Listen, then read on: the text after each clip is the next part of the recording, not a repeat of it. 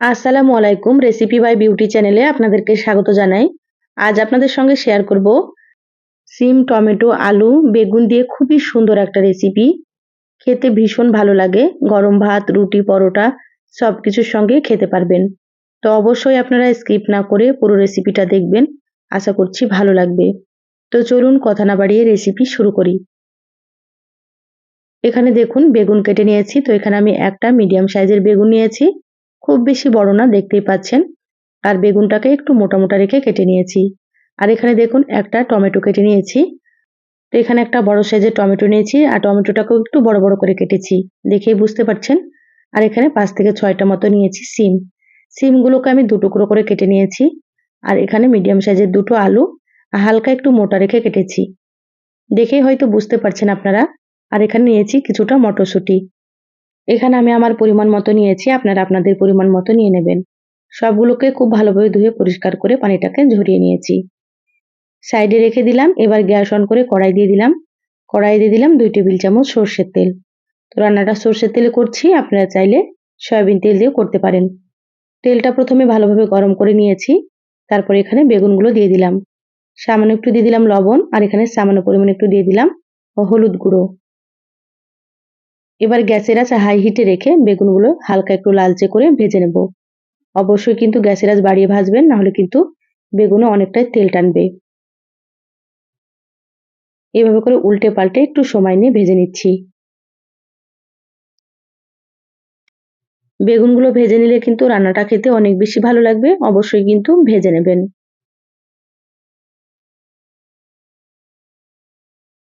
দেখুন 5-6 মিনিট মতো বেগুনগুলো ভেজে নিয়েছি। কালারটা কিন্তু অনেকটাই চেঞ্জ হয়ে গিয়েছে, আর বেগুনগুলো ভাজাও হয়ে গিয়েছে। এইভাবে করেই ভেজে নিতে হবে। এবার আমি তুলে নিচ্ছি প্লেটে।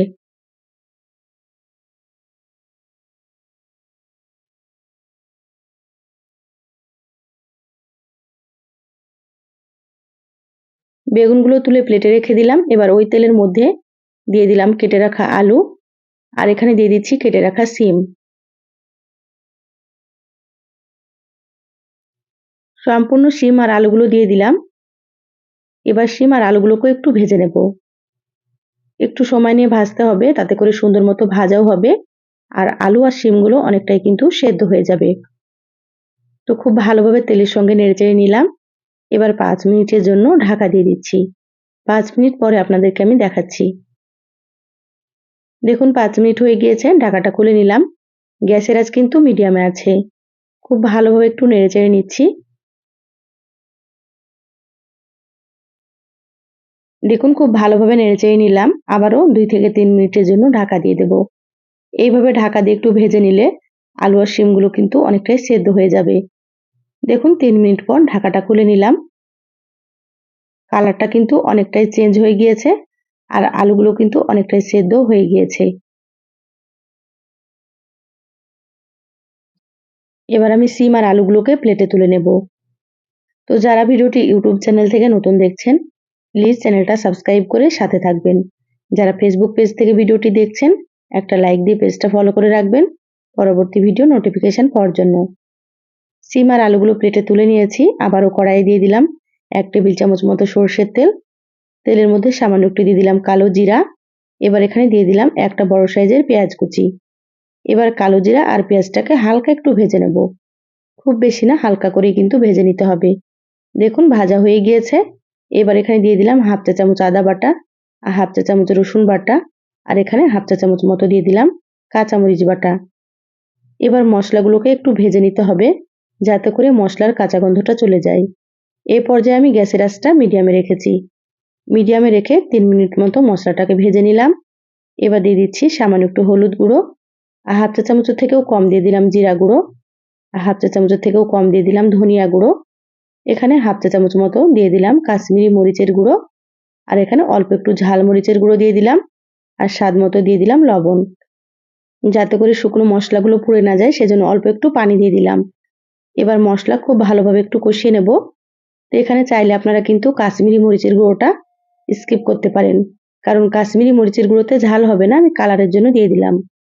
এবার এখানে মটরশুঁটিগুলো দিয়ে দিলাম। এবার একসাথে খুব ভালোভাবে একটু কষিয়ে নিচ্ছি।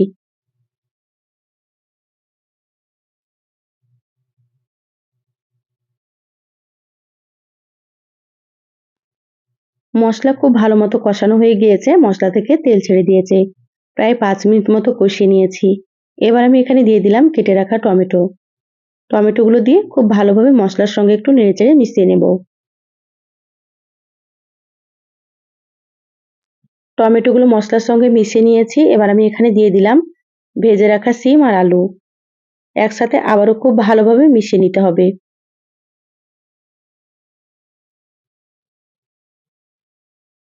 এভাবে করে 1 মিনিট কষিয়ে নিচ্ছি।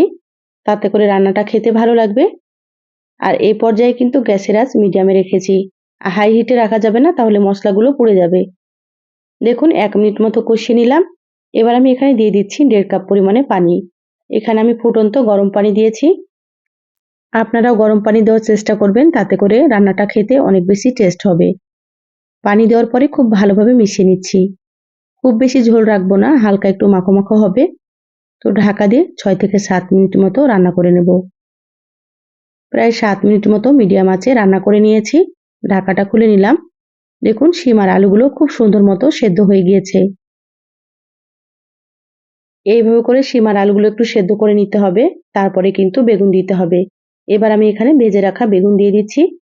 প্রথমে বেগুনগুলো দিলে কিন্তু বেগুনগুলো অনেক বেশি গলে যাবে আর খেতে ভালো লাগবে না। সেজন্য এভাবে একটু আলুগুলোকে ভালোভাবে সেদ্ধ করে নিতে হবে, তারপরেই দিতে হবে।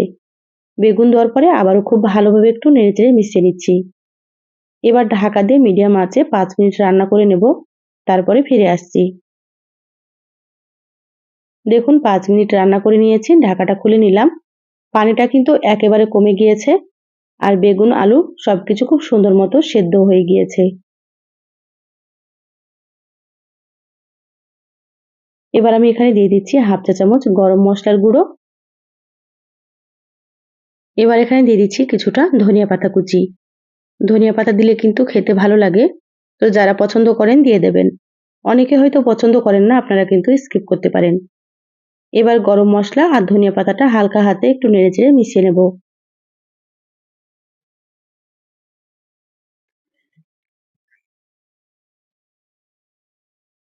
দেখুন খুব ভালোভাবে নেড়েচেড়ে মিশিয়ে নিয়েছি। রান্না হয়ে গিয়েছে। গ্যাস বন্ধ করে দিচ্ছি। ঢাকা দিয়ে 2 মিনিট রাখবো, তারপরে আপনাদেরকে আমি দেখাচ্ছি। দেখুন 5 মিনিট পর বলে ঢেলে নিয়েছি। মাশাআল্লাহ কালারটা দেখুন কতটা সুন্দর হয়েছে। খেতে ভীষণ টেস্ট হয়। তো একঘেয়েমি রেসিপি ছেড়ে একবার অবশ্যই রান্না করে খেয়ে দেখবেন। তো এই সহজ রেসিপিটা কেমন লাগলো চ্যানেলের কমেন্ট বক্সে জানাবেন। ভালো লাগলে লাইক দিয়ে যতটা সম্ভব ভিডিওটা আপনারা শেয়ার করে দিবেন। সবাই ভালো থাকবেন, সুস্থ থাকবেন। দেখা হবে আবারও কোনো নতুন রেসিপিতে। ধন্যবাদ সবাইকে। আল্লাহ হাফেজ।